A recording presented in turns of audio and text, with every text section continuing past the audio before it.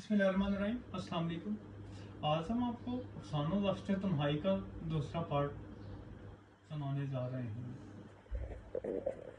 राष्ट्र तन्हाई वो अफसाना है जिसको हमने अप्रैल में आपकी खिदमत में पेश किया था और उसके पहले पार्ट के बाद आज दूसरा पार्ट हाजिर खिदमत है।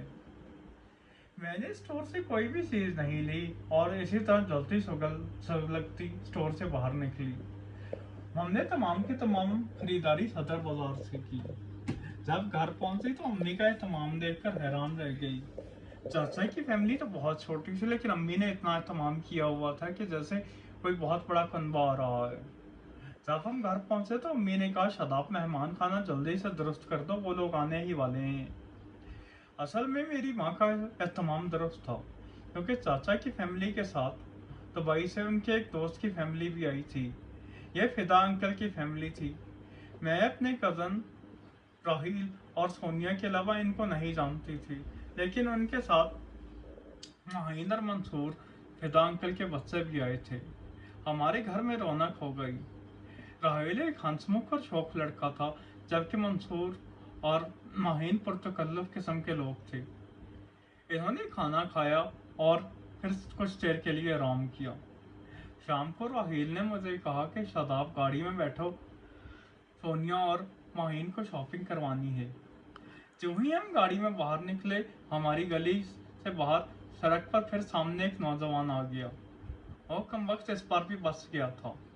मैंने खिड़की से बाहर देखा तो वही मजनू हमारे सामने मुस्कुराता हुआ खड़ा था। जब हमारी गाड़ी से टक्कर खाकर वो फिर एक तरफ गिरा।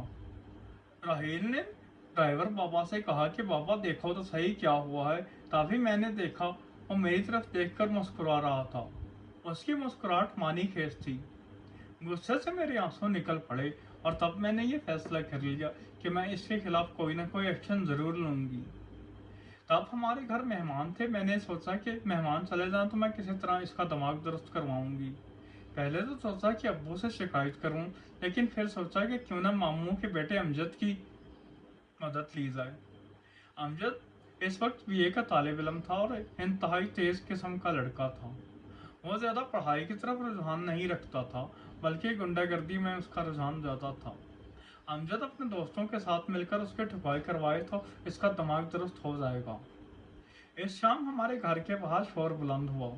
उसी वक्त ड्राइवर बाबा नादिर ने आकर बताया कि अमजद और इसके दोस्तों की किसी से लड़ाई हुई है। इन्होंने एक बेचारे लड़के को बीच सड़क मारा है और अब इस लड़के को अस्पताल ले गए हैं। यह सुनकर मेरे पाँव के नीचे से जमीन ही निकल गई। मुझे गुमान भी ना था कि अमजद ये काम इतनी जल्दी कर देगा। आंखों के सामने अंधेरा सा छाने लगा। आखिरकार तंग आकर उठकर अपने कमरे में आ गई। किसी तरह भी मुझे चैन ना आया। बार बार यही सोचती जा रही थी कि पता नहीं इन लोगों ने इनका क्या हाल कर दिया होगा। आखिरकार तंग आकर मैं स्टोर पर खुद उसकी खैरियत पता करने चली गई। जब स्टोर पर पहुंची तो मैं हैरान रह गई, क्योंकि जिसकी पिटाई करनी थी वो बिल्कुल हक्का पक्का वहां पर बैठा हुआ था।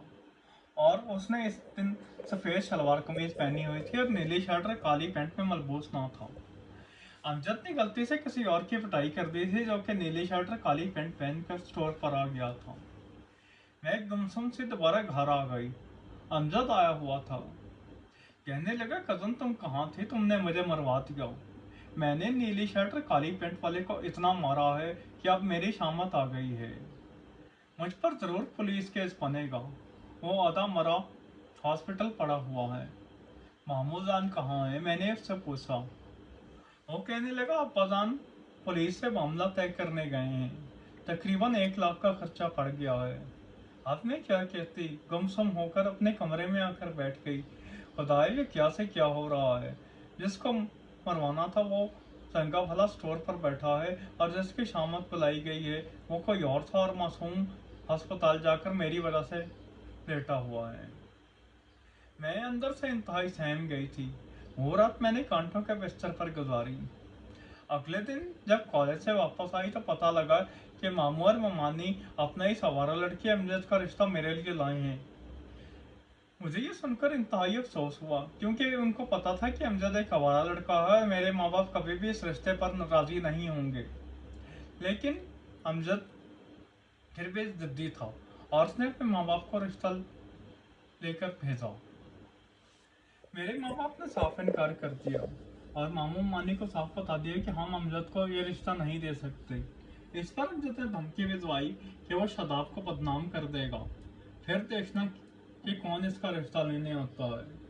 ऐसी हालत में मेरे बाबा खून के आंसू पी कर रह गए और उन्होंने वही किया जो उन्हें करना चाहिए था। अगर आपको हमारे चैनल पर दिखाई जाने वीडियोस पसंद आती हैं तो आपको से गुजारिश है हमारे चैनल को सब्सक्राइब करें। शुक्रिया।